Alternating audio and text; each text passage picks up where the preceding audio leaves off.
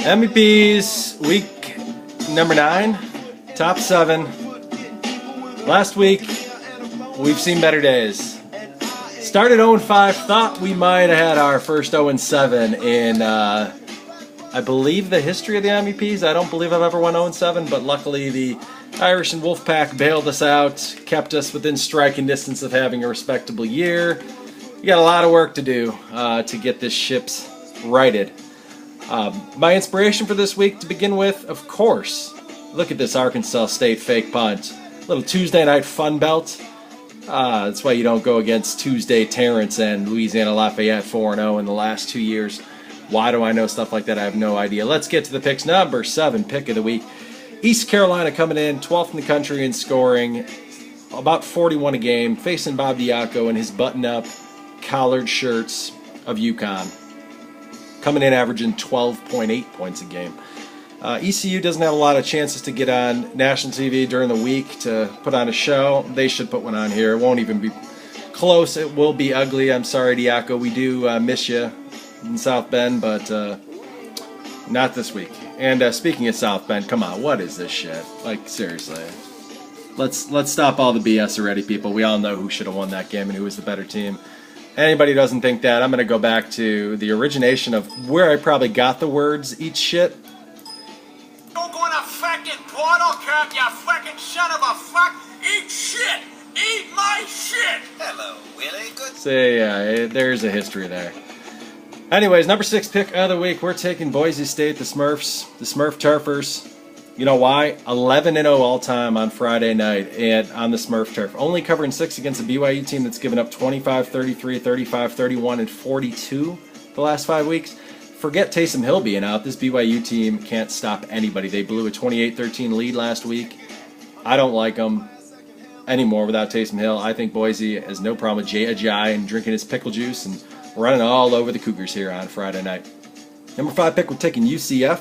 4 wins in a row for UCF.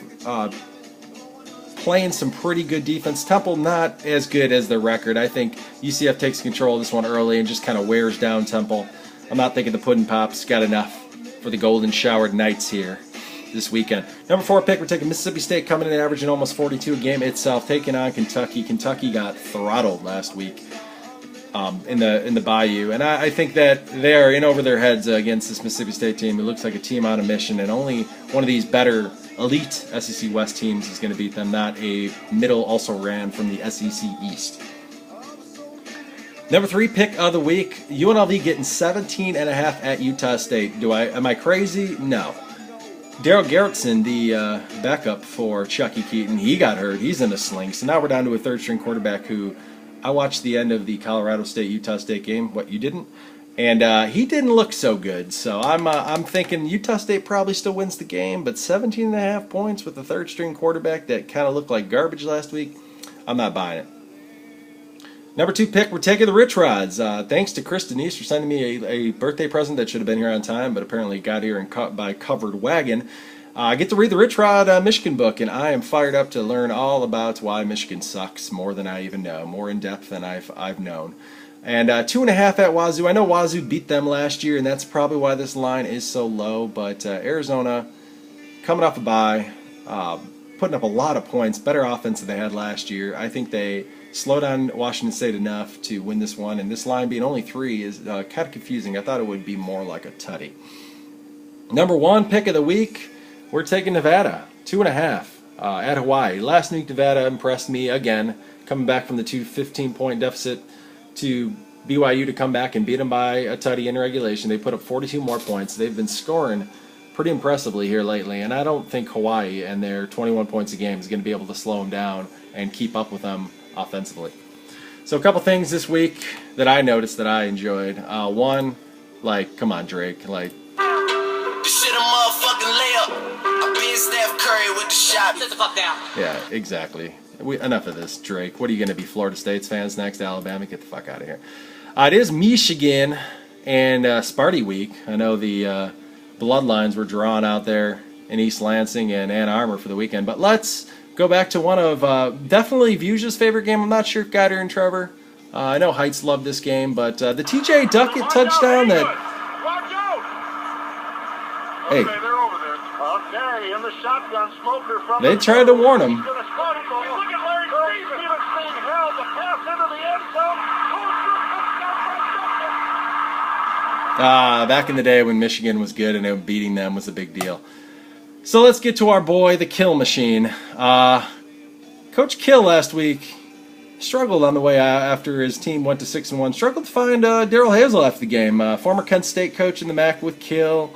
A little surprising that Kill didn't know who was the head coach of the other team he was facing, but I guess he just looked for any black guy in a Purdue hat. So, on that note, how about this rumor? What do we think about this? Could the Kill Machine be headed to Ann Arbor?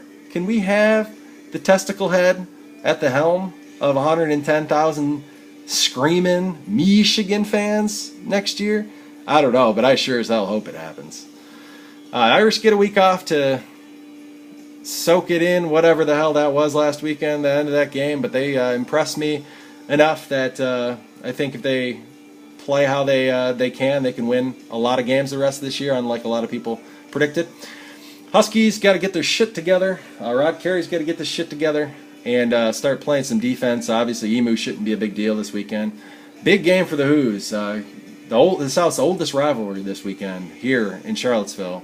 And Carolina coming to town. They haven't been taking any sort of classes all week or anything that actually resembles college, so they'll be nice and rested and ready to go. The Hoos in desperate need of this one, not just for the coastal race, but for the prospects of them going bowling and not going in a downward spiral here. And, of course, the Gators, I can't even get into that right now. So, MEP's Song of the Week, Little French Toast. This is for you, buddy. Guider doesn't hear it enough. Every day they should be waking up at the Guider household with this.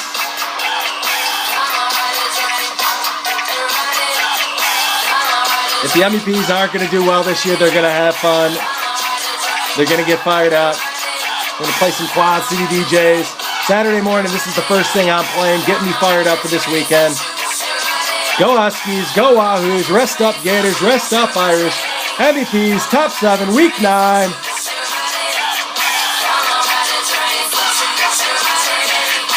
Eat shit, Trojans.